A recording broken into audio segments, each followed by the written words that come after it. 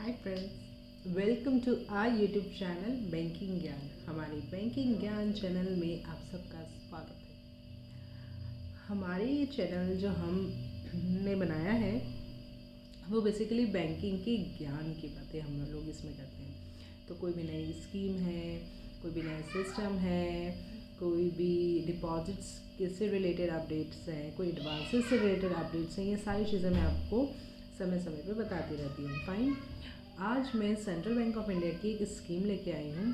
Scheme ना कह के मैं उसको कहूँगी लोन की स्कीम। फाइन, एक स्कीम है लोन स्कीम जिसका नाम है सेंट जीएसटी।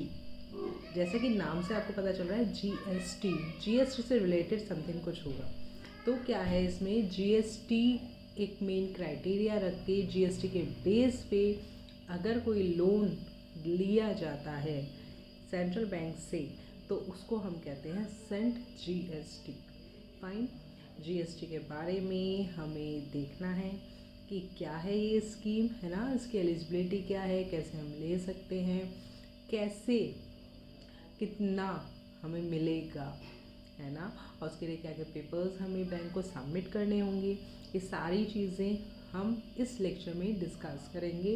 आप लास्ट तक पूरा देखिएगा ताकि आपको सारी क्लैरिटी आ जाए इस स्कीम के बारे में। फाइन, तो इसमें लोन कौन ले सकता है, सबसे पहले बात करते हैं इसकी एलिजिबिलिटी की। एलिजिबिलिटी में देखिए, कोई भी इंडिविजुअल, ठीक है, कुछ भी काम कर रहा हो वो एज एन इंडिविजुअल आप ले सकते हो, एज ए प्रोप्राइटर आप ले सकते हो, एज अ पार्टनरशिप फर्म आप ले सकते हो, एज अ कंपनी आप ले सकते हो। कंपनी जैसे प्राइवेट लिमिटेड कंपनी है, आपकी पब्लिक कंपनी है ना, और लिमिटेड लाइबिलिटी वाली कंपनी होती है LLPs, वो कोई भी इस टाइप की कंपनीज, इस टाइप के जो भी पर्सन बोल लो, एज अ इंडिविजुअल बोल लो, एज अ एंटिटी बोल लो, उनको हम सेंट जीएसटी दे सकते हैं, या फिर मैं कहूँ कि हम वहाँ जाके बैंक से सेंट जीएसटी के स्कीम के अंतर्गत लोन ले सकते हैं।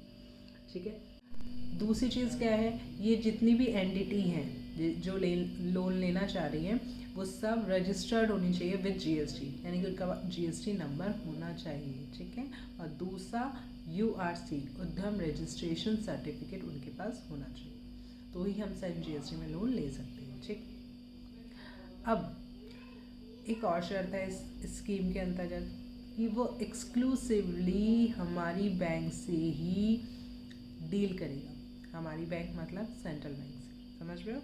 अब सेंट्रल बैंक से अगर लोन ले रहे हो, जो कि मैं सेंट्रल बैंक की ही बात कर रही हूँ, तो सेंट्रल बैंक से अगर हम लोन ले रहे हैं तो वह एक्सक्लूसिवली आप सेंट्रल बैंक से ही डील करोगे। इसका क्या मतलब है, इसका मतलब है कोई भी करंट अकाउंट, कोई भी credit account, CC account, OD account, कुछ भी हो, वो सारे सेंट्रल बैंक में ही मेंटेन होने चाहिए। आप किसी और बैंक में करंट अकाउंट या कोई और CC OD लिमिट अकाउंट वहाँ नहीं रख सकते। ठीक है, ये हो गई दो बात।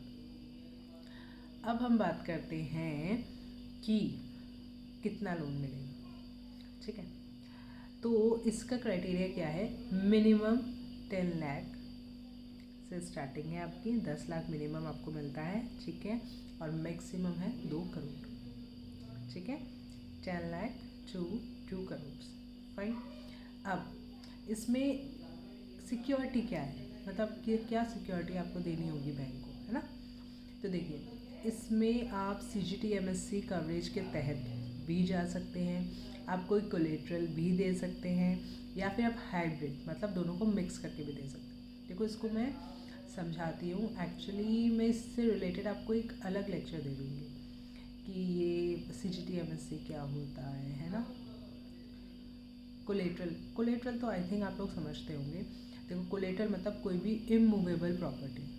ठीक है, जो भी ज़्यादातर लोन्स में हम देते हैं वो कोलेट्रल प्रॉपर्टी होती है। तो आप इस सेंट जीएसटी में भी आप कोलेट्रल रख सकते हो बैंक में, या फिर आप कहना चाहते हो कि नहीं मुझे CGT MSC कवरेज के तरह अंतर्गत दे दो, तो उसकी फ़ीस कट हो जाएगी, हर एनुअल फीस कट होती है, उसके ब्याह पे आप वो एज अ सिक्योरिटी प्रोवाइड कर सकते हो बैंक को, या हाइब्रिड मतलब दोनों का मिक्सचर भी कर सकते हो कि 1 करोड़ ये 1 करोड़ ये, ऐसे करके। ठीक है, इस तरीके से हम लोन दे सकते हैं।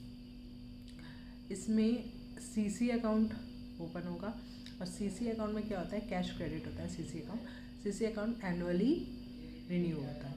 हर साल उसका रिन्यूअल होगा। ठीक है, अब बात करते हैं रेट ऑफ इंटरेस्ट की। देखो इन अकाउंट्स में जो रेट ऑफ इंटरेस्ट होता है ना, वो आपकी रेटिंग पे फ़र्क पड़ता है। उसका जो भी डिपेंडेंसी है ना, वो आपकी रेटिंग के ऊपर होती है। अगर आपकी अच्छी रेटिंग है, जैसे 1 2 3 मतलब 1 से 3 तक की अगर आपकी रेटिंग है, तो आपका लगेगा RBLR प्लस 0.25%।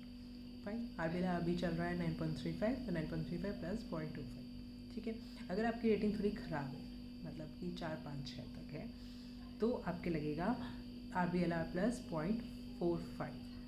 ठीक, तो ये सारे आपके क्राइटेरियाज हैं। रेटिंग किस पे डिपेंड करता है? रेटिंग आपकी चीज़ों पे, मतलब उस रेटिंग के बहुत सारे क्राइटेरिया होते हैं। आपके रेशियोज़ क्या आ रहे हैं, आप कितने टाइम से रेजिडेंट हैं यहाँ पे, आप क्या जॉब कर रहे हैं, आपकी इनकम कितनी है, जॉब मतलब कुछ भी एम्प्लॉयमेंट है, इनकम कितनी है, आपका मॉर्गेज तो नहीं है कोई प्रॉपर्टी पहले से, बहुत सारी चीज़ों पर रेटिंग डिपेंड करती है। ठीक है, जो भी ऐसे लोन होते हैं ना, GST जो भी MSME के अंतर्गत जो भी लोन आते हैं, मैं इसको आपको और डीपली समझाऊंगी अपने नेक्स्ट लेक्चर में कि MSME क्या चीज़ है। तो MSME के अंतर्गत जो भी लोन आता है ना, micro small and medium enterprises के अंदर, वो सारे प्रायोरिटी सेक्टर में आते हैं। अब देखो इसमें क्या क्या चीज़ें हमें चाहिए। देखो सबसे पहले तो KYC होता ही है, नो योर कस्टमर, मीन्स आपका Aadhaar card, PAN card, voter card, जो भी है, एड्रेस प्रूफ, ID प्रूफ, ये सारी आपको सबमिट करनी है। दूसरा मैंने आपको बताया GST रिटर्न होनी चाहिए। ठीक है, GST होनी चाहिए। ठीक है, ये GST रिटर्न आप फाइल करते हो तो प्रीवियस ईयर की पूरी GST रिटर्न आपको देनी है। और इन केस आपकी नई फर्म है, नई मतलब इतनी नई कि इसी साल ओपन हुई है, तो आप करंट ईयर की क्वार्टरली जो GST जाती है वो आप दे दीजिए, तो उसके हिसाब से असेसमेंट हो जाएगा। ठीक है, आपकी पार्टनरशिप डीड है, पार्टनरशिप फॉर्म है तो पार्टनरशिप डीड होनी चाहिए, है प्रोप्राइटर है तो प्रोप्राइटर रजिस्टर्ड होनी चाहिए। ठीक है, इसमें CGT MSC का कवरेज आता है। अगर आप उस पर जाते हो तो वो कवर आने के बाद ही आपका जो भी लोन है वो अमाउंट डिस्बर्स होगा, मीन्स आपका सैंक्शन हो जाएगा, उसके बाद डिस्बर्स होगा। ठीक है, और जो भी आपके टॉप 10 सैलरी क्रेडिटर्स होते हैं, डेबिटर्स होते हैं, वो सब चेकआउट होते हैं। ठीक है, वो CA उसको सर्टिफाई करके देता है।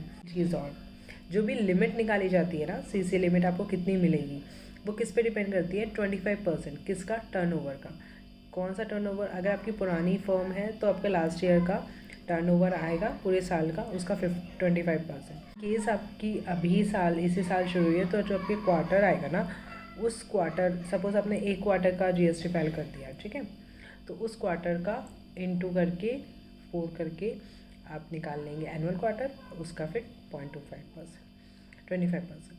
तो इस तरीके से आपकी CC लिमिट डिसाइड होगी। उसके अलावा आपको हर महीने आपका स्टॉक स्टेटमेंट देना होगा, क्योंकि DP तो उसी से आएगी। स्टॉक स्टेटमेंट आप दीजिए, उस बेस पे ही आपका जो भी लिमिट है वो आप यूज़ कर पाएंगे। अगर आप कोई फॉर्म मतलब बैलेंस शीट वगैरह मेंटेन करते हो ना, तो आप मेरी टर्म्स को अच्छे से समझ रहे होंगे। ठीक है, अगर आपकी कोई फॉर्म है तो आप ये सारी चीज़ें समझ जाएंगे। बाकी डिटेल में ये सारी चीज़ें मैं आपको अगले लेक्चर में बताऊंगी। CC लिमिट आप समझ ही गए होंगे, कैश क्रेडिट लिमिट, एक तरह से एक लिमिट प्रोवाइड कर दी जाती है जिसको आप यूज़ करोगे, उसमें से पैसे निकालो डालो इस तरीके से। ठीक है, तो चीज़ें आप ये समझिए कि आपको एक तरह से बैंक एक कवरेज के अंतर्गत आपको लोन दे रहा है। ठीक है, GST कवरेज के GST लोन दे रहा है CGT MSC कवरेज के अंदर। तो आपसे आपका जो फर्म है ना, जो कंपनी है, जो एंटिटी है, उससे रिलेटेड सारी इन्फॉर्मेशन बैंक को चाहिए। भाई उसी के बेस पे तो बैंक आपको लोन दे रहा है ना। आप कह रहे हो मेरी एक दुकान है, पंसारी की दुकान है, आपने सपोज ये बोला, तो उससे आपको बताना भी तो पड़ेगा ना। आप रिटर्न फाइल कर रहे हो, आपका कितना आ रहा है GST रिटर्न में, उसमें आपका टर्नओवर कितना आ रहा है, उस बेस पे बैंक आपको लोन देगी। ठीक है, तो चीज़ों को समझिए, ऐसा ना सोचें कि बैंक मुझसे इतनी सारी चीज़ें क्यों मांग रहा है। भाई बैंक आपसे मांगेगा, क्यों मांगेगा? क्योंकि वो ही बेस है। भाई आप व्हीकल लोन लेने जाते हो तो व्हीकल आपका बेस हुआ, जिसके बेस पे बैंक लोन दे रहा है। ऐसे ही आपका GST रिटर्न जो है वो बेस है इस लोन में, सेंट GST में। ठीक है, तो इस बेस पे आप सारी चीज़ें बैंक को प्रोवाइड कीजिए ताकि जल्दी से जल्दी लोन होगा आपका। और अगर आप बहुत अच्छा GST रिटर्न कर दे रहे हो, GST फाइल कर रहे हो, तो उस बेस पे आपको बहुत अच्छी लिमिट आपको मिल सकती है। आप उसके बेस पे बहुत अच्छे से अपना जो भी रोज़गार है, जो भी फॉर्म है, उसमें डील कर सकते हो। एक अच्छी सी लिमिट बैंक से ले सकते हो। ठीक है, तो आई होप मैंने आपको मेन चीज़ सब बता दी है। इस तरीके से आपको जीएसटी के अंदर लोन लेना है। ओके, कोई भी क्वेरी है आपकी, कुछ पूछना है तो आप मुझे कमेंट कर सकते हैं।